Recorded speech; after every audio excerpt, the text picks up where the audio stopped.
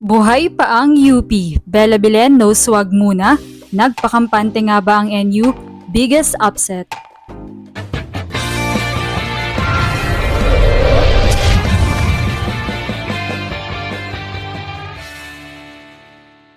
What's up, Volleyball Nation? Welcome back to my YouTube channel. Narito ako para magbigay sa inyo ng updates tungkol sa mundo ng volleyball.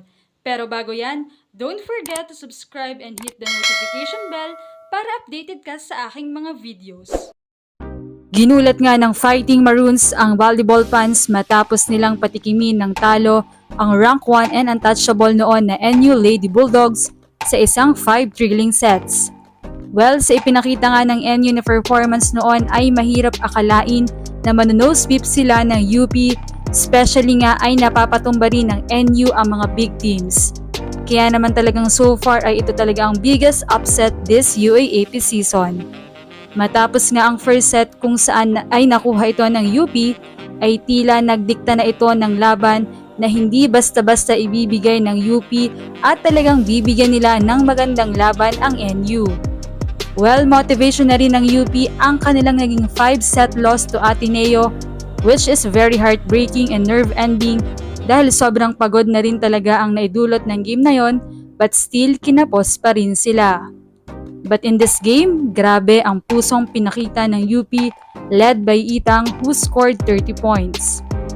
Very crucial nga ang 4th set para sa UP dahil NU is 1 set away para sa kanilang 9 winning streak.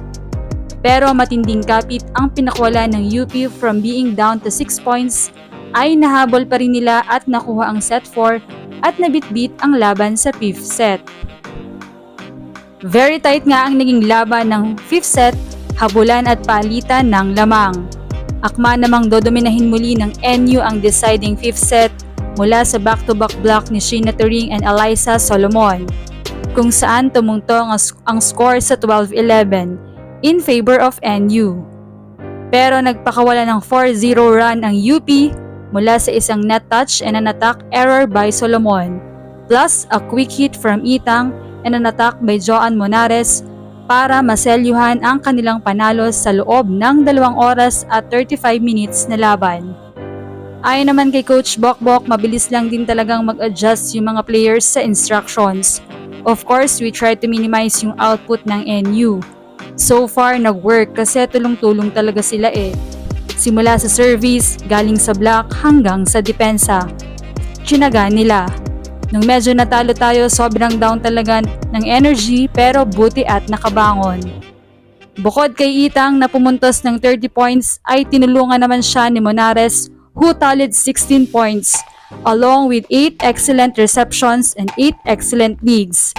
Haboneta with 10 points, 8 attacks, 1 block, 1 ace, and 19 excellent receptions, and 13 excellent digs. Kian Olango and Bian Bansil, kapwa produkto ng NU, registered 10 points laban sa kanilang former school. Samantala ay hindi naman maiwasan ng marami na ansyahin ang NU, lalo na si Bella Belen na ilabas daw ang swag. Kinarma nga raw ba si Bella dahil sa nakaraang laban nito kontra sa Lasal? Napasobra ang angas kaya naman ngayon sila nabawian? Dahil ang number 7 sa standings ay napataob at tinapos ang 8-0 winning streak ng NU. Masyado nga bang nagpaka-complacent at overconfident ang NU at tila minaliit lang nila ang kakayanan ng UP, kaya nang umarangkada na ang mga ito ay wala na silang nagawa at napangunahan na rin ng kaba at takot at pagkaratel. Sa naging resulta nga ng laban ay for sure ay babawi ang NU sa kanilang susunod na game. At hindi ito magiging hadlang para mawala sila sa kanilang kampanya this season.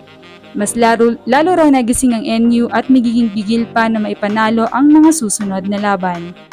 Nagtala pa rin naman si reigning MVP Bella Belen ng triple-double performance with 21 points, 16 attacks, and 5 aces with 12 receptions and 13 digs. Solomon with 19 points, 15 attacks, 3 blocks, 1 ace with 9 digs. Alinsog added 16 points on 12 attacks, 3 aces, 1 block with 8 digs and 8 receptions. While former captain Erin Pangilinan tallied 11 points, 8 attacks and 3 blocks. Looking to bounce back naman ng NU sa darating nilang game kontra FEU sa March 30. Habang nais namang ituloy ng UP ang momentum nila sa March 29 kontra sa winless na UE. Anong masasabi niyo dito? Leave a comment below. Thank you for watching and don't forget to subscribe.